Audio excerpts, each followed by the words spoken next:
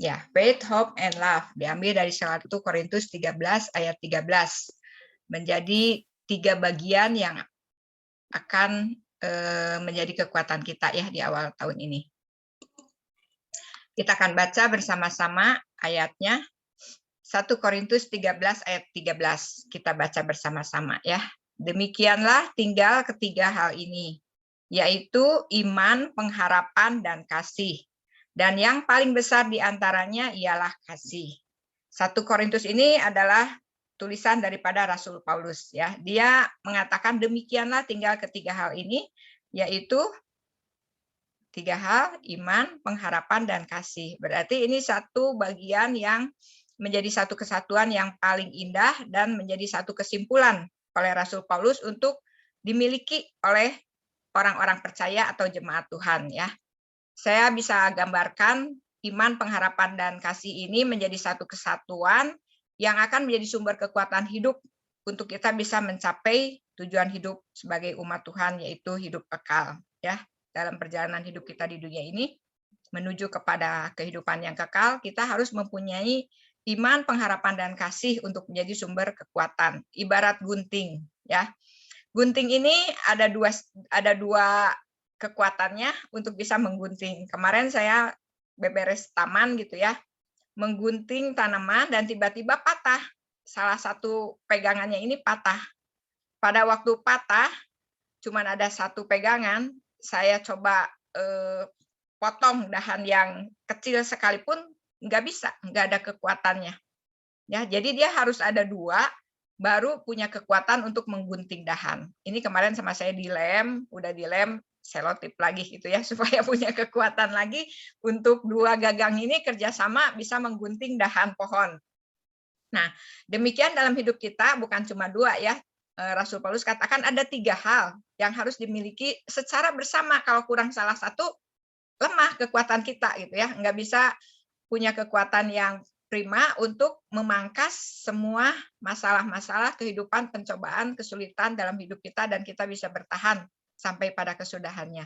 Ya, jadi harus ada 3 hal ini, iman, pengharapan, dan kasih, supaya manusia rohani kita kuat menghadapi berbagai macam persoalan kehidupan ya sepanjang tahun ini. Jadi biarlah kita akan belajar bersama-sama. Tadinya saya mau sekaligus gitu ya, 3 bagian ini hari ini dibahas, tetapi mengingat pentingnya ketiga hal ini, maka saya bahas lebih dalam satu-satu.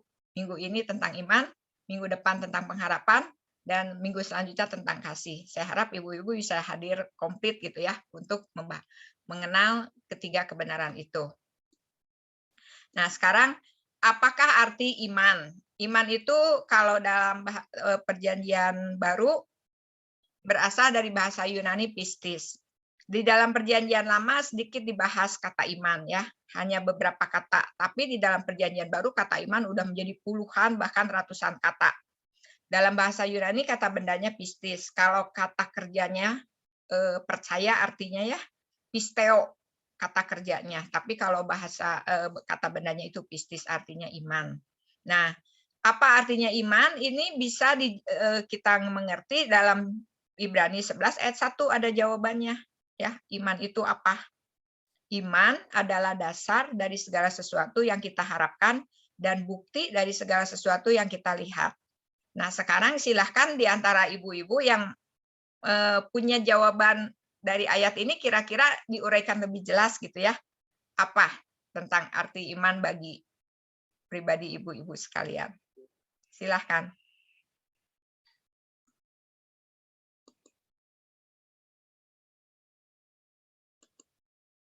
Iman itu apa? Di-unmute dulu yang mau bicara.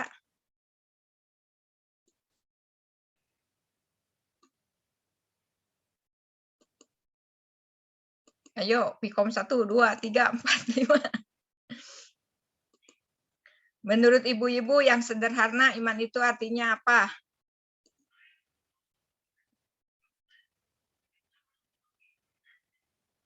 Cerita mau jawab.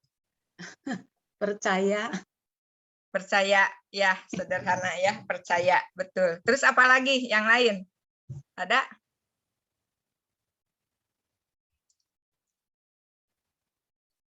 Iman itu percaya, betul. Secara sederhana percaya ya. Jenis percayanya yang bagaimana? Ada yang mau menjelaskan dengan lebih jelas? Silahkan. Ibu Chung Syuing. Walaupun nggak ada bukti, nggak kelihatan gitu. Tapi janji-janjinya kita percaya dengan sepenuh hati. Ya, betul. Ya, itu satu bagian yang ada di dalam ayat ini ya. Bukti dari segala sesuatu yang tidak kita lihat. Ada kata yang tidak kita lihat. Ada tambahan lagi dari yang lain supaya lebih jelas nih, percaya, kemudian tadi meskipun kita tidak melihat gitu ya, kita percaya dan kemudian ada buktinya, terbukti gitu. Bukan buta ya, bukan percaya yang buta. Pokoknya mah percaya aja gitu. Ada bukti, nggak ada bukti, percaya gitu. Nah, kalau kita lihat ya, iman itu mengandung dua hal dari uraian tadi ya. Ada kata bukti, ada kata dasar kan. Iman adalah bukti. Kemudian iman apa tadi? Iman adalah dasar gitu kan. Iman adalah dasar dan bukti. Nah, kata dasar dan bukti. Berarti iman itu, iman orang Kristen itu ya, iman yang diajarkan Alkitab itu melibatkan kepala. Ada dasarnya, bukan iman yang buta. Pokoknya nggak percaya Tuhan, maka kita harus percaya, dengar tiga percaya, enggak ya. Ada dasarnya, melibatkan kepala. Trust in His word, percaya firman-Nya. Jadi Tuhan nggak mau kita itu menjadi orang beriman yang kayak percaya ke dukun. Tidak tahu apa yang kita percaya. Nah itu. Pokoknya mah aku percaya, meskipun nggak tahu apa yang aku percaya. Rasul Paulus mengatakan, aku tahu kepada siapa aku percaya.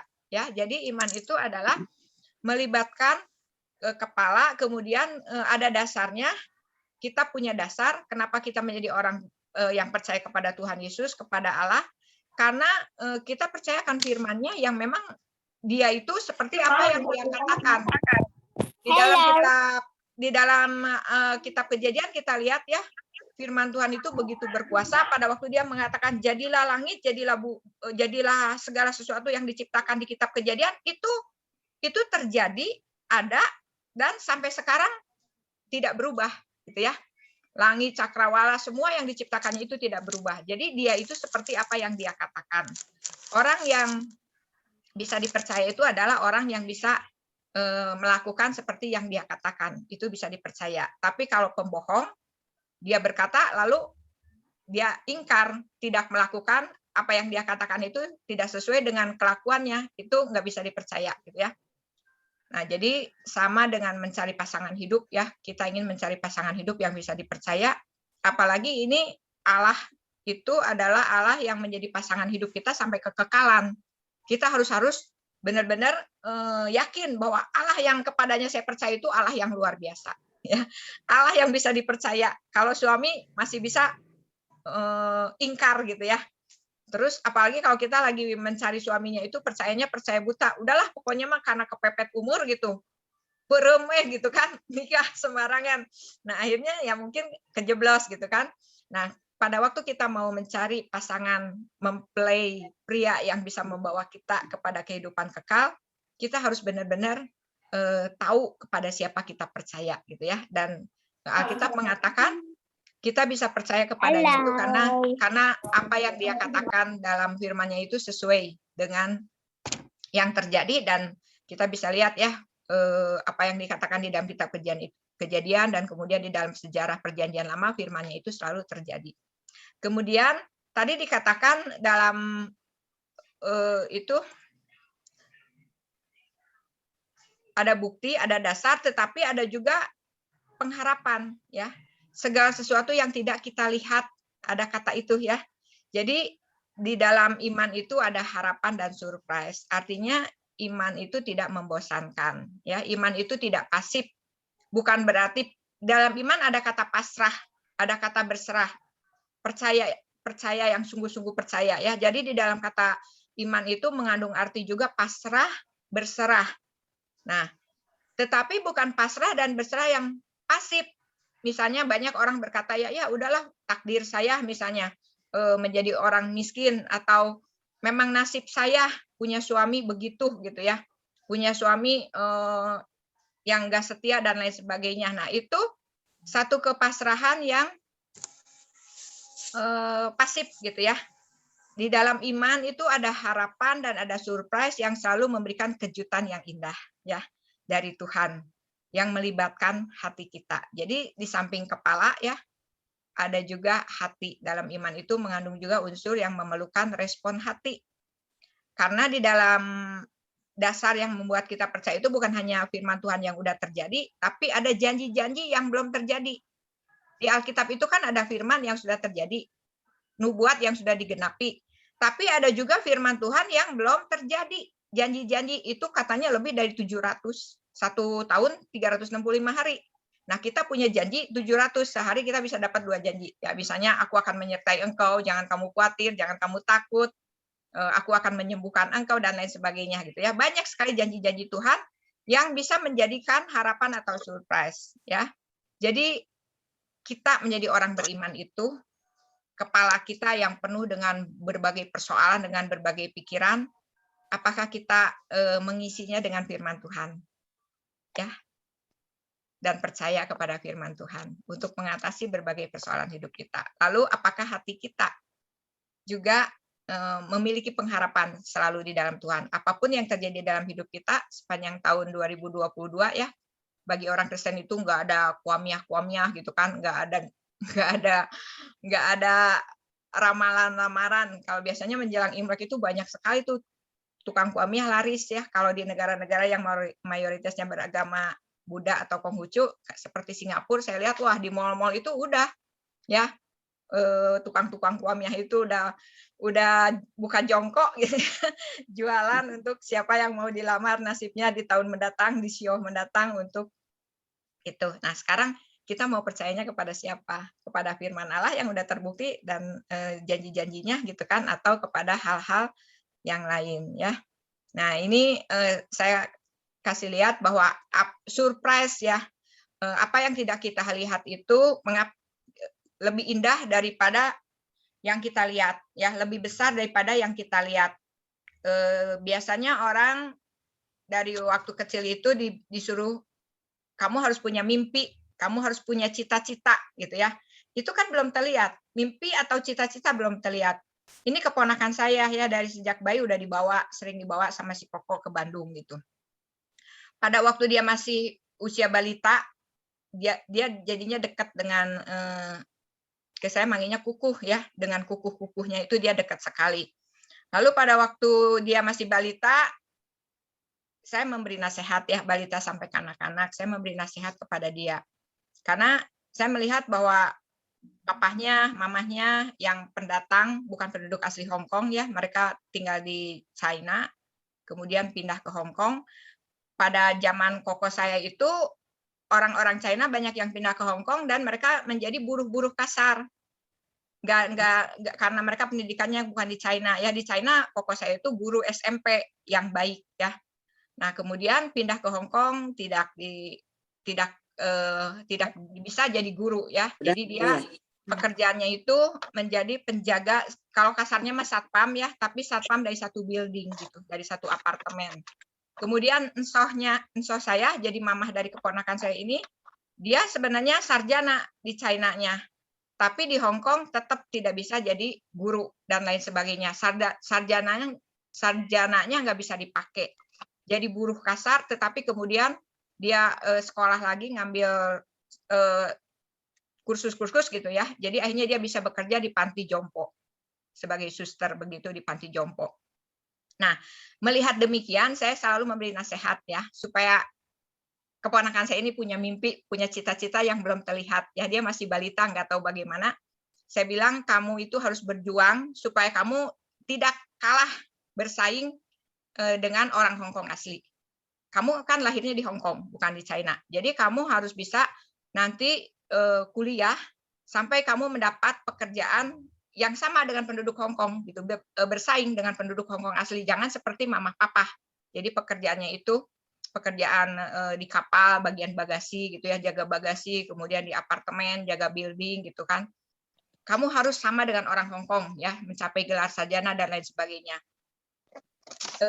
dia juga memang anaknya tekun, punya mimpi sendiri gitu ya. Jadi dia memang tekun sekali di dalam belajar dan lain sebagainya, dan akhirnya dia meraih cita-citanya sebagai dokter ya. Sekarang dia dokter spesialis saraf di Hong Kong. Dan ya koko saya ya, ini sekarang udah almarhum, dia dari seorang yang sederhana sekali hidupnya, bisa menghentar anaknya mencapai cita-citanya. Ini bisa menjadi salah satu contoh bahwa mimpi gitu ya, mimpi atau harapan itu sesuatu, iman itu sesuatu yang mengandung hal yang besar, yang bisa terwujud dalam hidup kita gitu ya. Dan apalagi kalau iman itu kita taruhnya pada Tuhan yang begitu luar biasa ya, yang maha kuasa. Jadi iman yang ditaruh di atas dasar firman Tuhan itu mengandung sesuatu perkara atau mimpi besar yang akan membuat hidup kita itu penuh dengan surprise, kejutan gitu ya, karya Tuhan yang ajaib. Kemudian bagian yang kedua,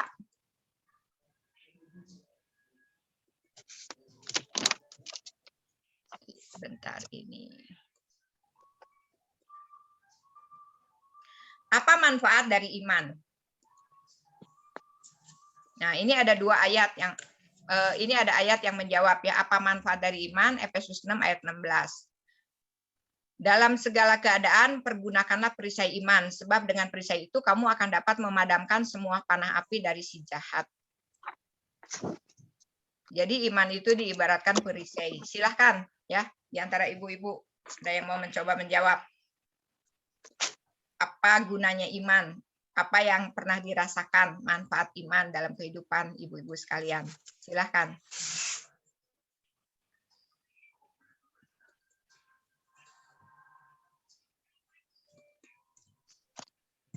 Pernah ada pengalaman dari percaya sesuatu, menaruh percaya sesuatu kepada Tuhan, menaruh mimpi sesuatu kepada Tuhan, lalu menjadi kenyataan dalam hidupnya? Silahkan. Atau berdasarkan ayat ini ya, berdasarkan ayat ini apa jawabannya? Manfaat dari iman itu apa?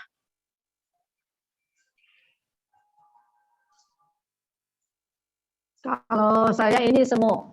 Ya, Cimeli silahkan. Iman ya di tahun 2021 yang lalu ya, di akhir gitu ya, adalah berapa bulan injak ke bulan Desember.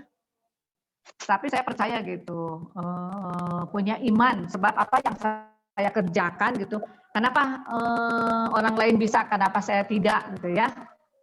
Saya percaya, sebab kita kan berpegang pada firman Tuhan yang kita selalu baca dan kita taati gitu ya.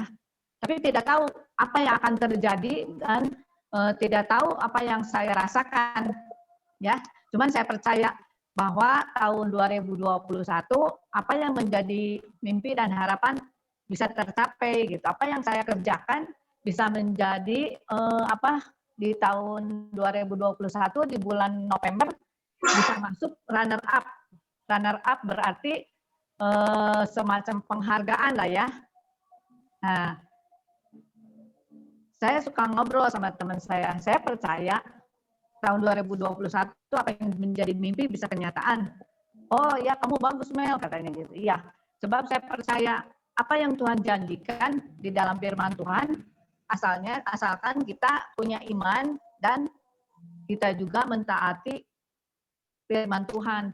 Ternyata tahun 2021 apa yang saya mimpikan tanpa diduga ya bisa terjadi. Itulah mungkin mempunyai iman yang nggak usah gede-gede lah. Seperti ya biji sawi yang kalau di Alkitab tidak tahu saya seperti biji sawi itu seperti apa. Tapi saya percaya 2021 akhir tahun bisa terjadi. Itulah yang saya katakan. Pasti bisa jalan, semuanya dilancarkan. Tapi tidak tahu, kapannya tidak tahu saya.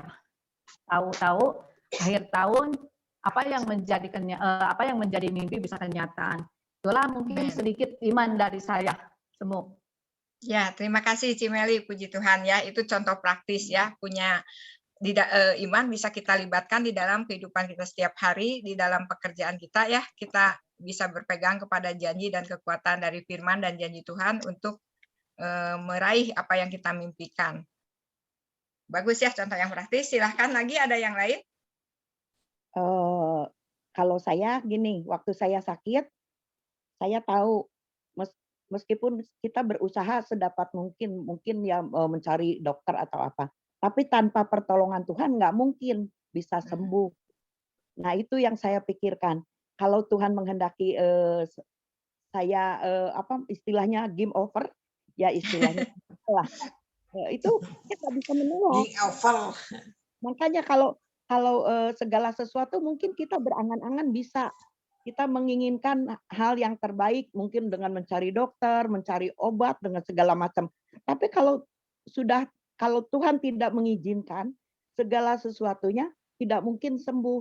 Tapi saya beriman kepada Tuhan, kalau tanpa pertolongan Tuhan kata saya yakin dan percaya Tuhan akan menjamah saya dan yakin sepenuhnya. Makanya dengan demikian saya bisa berangsur-angsur sembuh. Banyak yang kejadian yang mungkin lebih ringan dari saya waktu itu. Waktu itu kan saya nafasnya udah luar biasa, karena udah sesak banget sampai kayak orang yang kelelep, udah ngap-ngapan kalau ikan mah udah nggak ada ini. Tapi kalau Tuhan menghendaki sembuh, yaitu saya hanya dapat berseru dan mohon pertolongannya, saya imani dan yakin kalau jamahan tangan Tuhan masih ada. Nah, waktu itu saya jadi akhirnya mendapat pertolongan dan berangsur-angsur sembuh. Nah, itu iman saya kepada Tuhan. Makanya bagi Tuhan tuh nggak ada yang mustahil, betul-betul. Luar biasa. Luar biasa, kasih 2 jempol ya. Cici Okcan itu luar biasa sekali. Memang di sini banyak ya penyintas-penyintas COVID yang dengan iman bisa mengenyahkan segala macam kekhawatiran dari hantu atau ancaman panah api dari si jahat ya, dari COVID dengan semua yang kita ketahui, pengetahuan bagaimana COVID itu menyerang tubuh kita, kemudian memporak-porandakan kekebalan tubuh kita gitu kan, dan akhirnya menyerang paru-paru dan membuat orang menghembuskan napas. Tapi semua itu dienyahkan dengan percaya kepada Tuhan yang demikian luar biasa ya atas hidupnya. Dan itu salah satu contoh nyata bagaimana iman ini bisa menjadi perisai untuk kita bisa memadamkan semua api daripada si jahat ya. Kekuatan iman itu luar biasa. Pada waktu Cici Okcan bulan apa ya? Pas lagi virus Delta, pas lagi puncak-puncaknya ya. Di Juni ya, Juli. Iya, mau mulai ya itu udah mulai puncak-puncaknya kasus COVID ya, dan sempat juga membuat kita juga merasa aduh ini benar-benar perjuangan antara hidup dan mati ya, dari perjuangan seorang ibu Cici Okcan gitu ya. Tapi puji Tuhan dengan kekuatan Tuhan bisa tembus meskipun cukup lama ya, pada waktu itu dirawatnya lebih daripada rata-rata kesembuhan, tetapi Tuhan memberikan kesembuhan. Ini contoh ya, contoh-contoh praktis yang luar biasa manfaat dari iman, dan saya percaya kalau nanti diberikan waktu yang panjang banyak sekali kesaksiannya ya. Jadi mengapa di dalam dunia ini banyak sekali orang percaya atau beriman, karena merasakan manfaat daripada iman itu luar biasa.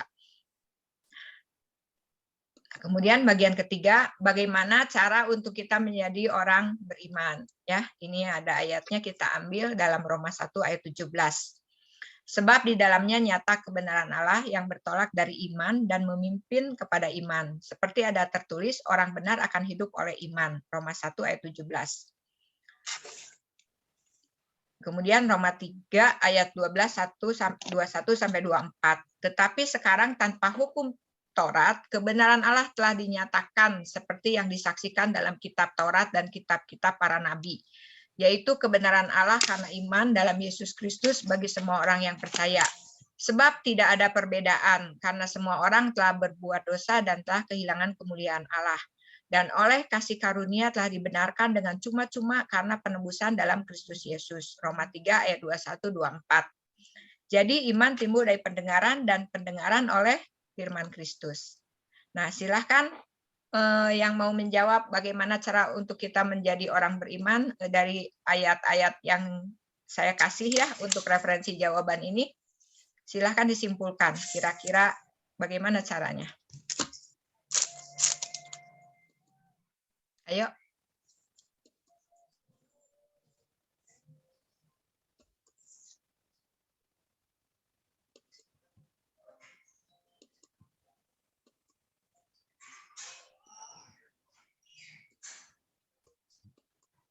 Cimingna teh lause kita ya. Bagaimana cara untuk menjadi orang beriman? Lewat ayat-ayat yang kita baca ada petunjuknya.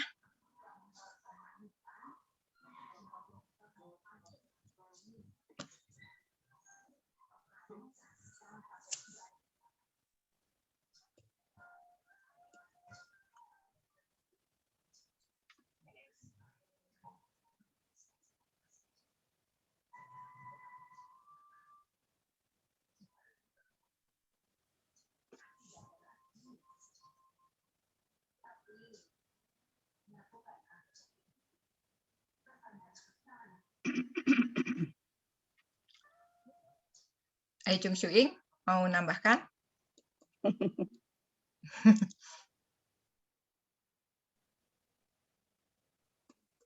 Kalau saya rasa ya, waktu kita berdosa juga Tuhan sudah mau datang ke dunia untuk mencium, ya, menembus menyucikan dosa kita. Jadi tidak ada sesuatu yang tidak bisa Tuhan yang bantu gitu.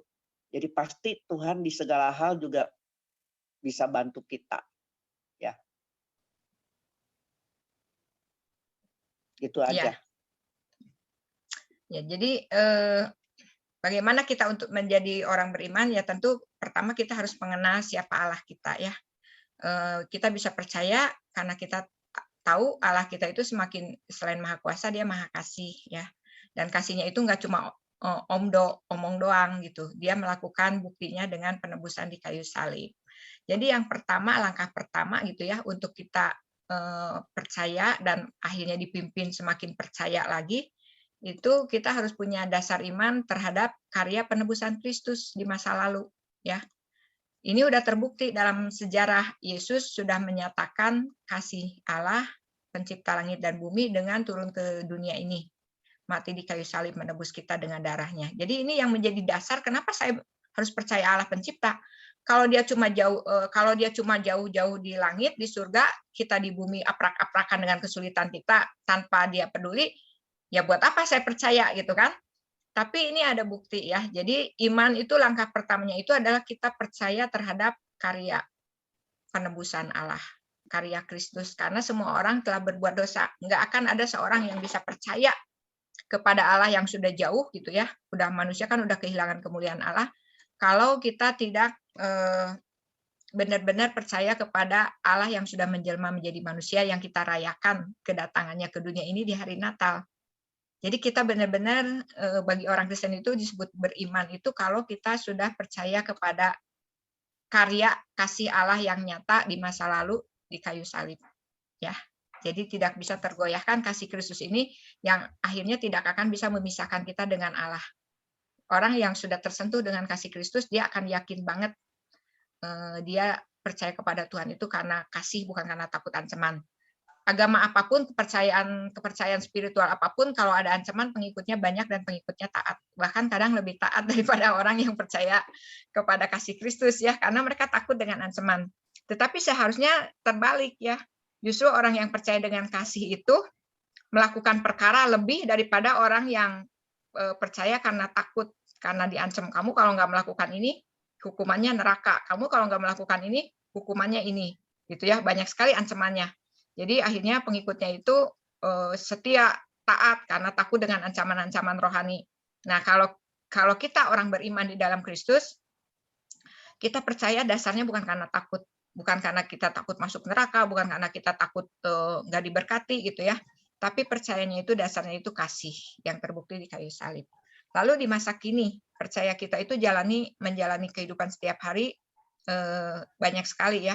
Hal-hal yang tadi juga saya katakan kalau disaksikan itu banyak manfaat daripada iman kalau kita jalani setiap hari di saat ini. Seperti pada waktu Tuhan mau membangkitkan Lazarus, Marta itu pada waktu Tuhan katakan saudaramu itu tertidur ya, dia akan bangkit. Marta itu punya imannya itu iman di masa yang akan datang dan di masa lalu, tapi di masa kininya dia nggak punya iman. Jadi dia katakan, ya dia percaya janji Tuhan, firman Tuhan bahwa manusia pada akhir zaman akan dibangkitkan, dan dia percaya Lazarus kakaknya itu akan bangkit pada akhir zaman. Dia tidak punya iman sama sekali bahwa sekarang ini Tuhan Yesus akan menyatakan kuasa dan kasih-Nya membangkitkan Lazarus. Ya. Jadi kita seringkali juga begitu ya, punya iman masa lalu, punya iman juga untuk masa depan, kita pasti masuk surga gitu, tapi untuk menjalani hidup sehari-hari kadang iman kita hilang gitu ya. Nah, ini pun Tuhan ingin memberi ya, memberi surprise, memberikan percikan-percikan kuasa daripada firman dan janjinya itu dalam kehidupan masa kini kita. Gitu.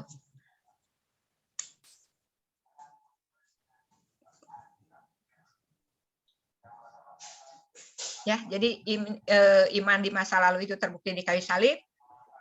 Kemudian janji Tuhan itu tadi dikatakan iman timbul dari pendengaran ya. Pendengaran akan apa? Bukan tentang kekhawatiran dunia, tapi dari firman Tuhan. Nah, firman Tuhan ini berisi janji-janji yang bisa kita alami dalam kehidupan kita saat ini. Bukan cuma dulu dan nanti ya. Saat ini kita bisa mengalami janji-janji firman Tuhan yang dihidupkan oleh Roh Kudus. Jadi biarlah kita mengisi, kalau kita mau jadi orang beriman gitu ya, biarlah kita mengisi hari-hari kita dengan firman, karena itu yang akan menjadi benih kekuatan untuk kita percaya, semakin hari semakin percaya gitu ya. Abraham disebut bapak orang beriman, bukan berarti dia terus beriman, dia pernah gagal di dalam iman, tetapi pada akhir kehidupannya kita lihat puncak dari imannya ya, dia rela mempersembahkan Ishak pada waktu Tuhan menguji. Jadi sampai besar begitu imannya gitu. Dari tadinya dia gagal, dia takut kelaparan, dia berbohong gitu kan.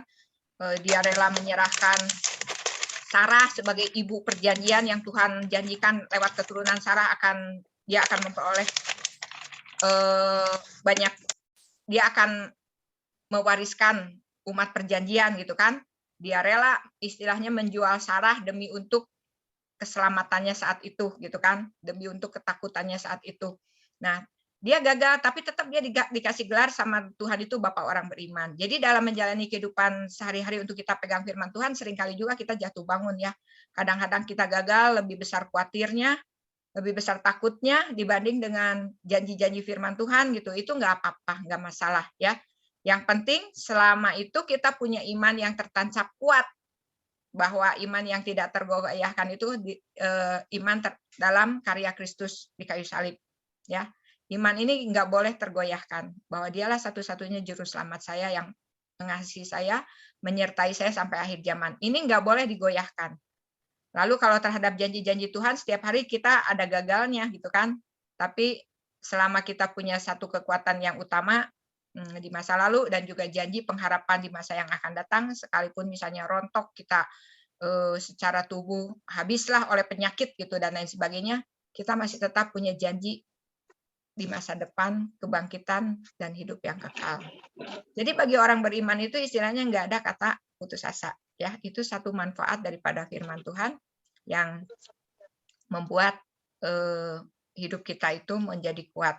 Tahun 2022 akan kita hadapi dan kita tidak tahu apa yang akan terjadi, tetapi biarlah kita jalani dengan sebagai orang beriman ya, percaya, ngeklik dengan Allah gitu ya, dengan kasih Allah, dan kemudian disertai dengan janji-janji Tuhan dan surprise-surprise dari Tuhan untuk kita hadapi semua yang akan terjadi. Nah, ini silahkan nanti di-sharingkan ya, iman Anda terhadap karya penebusan, iman Anda dalam kehidupan setiap hari, iman Anda terhadap janji kebangkitan hidup kekal.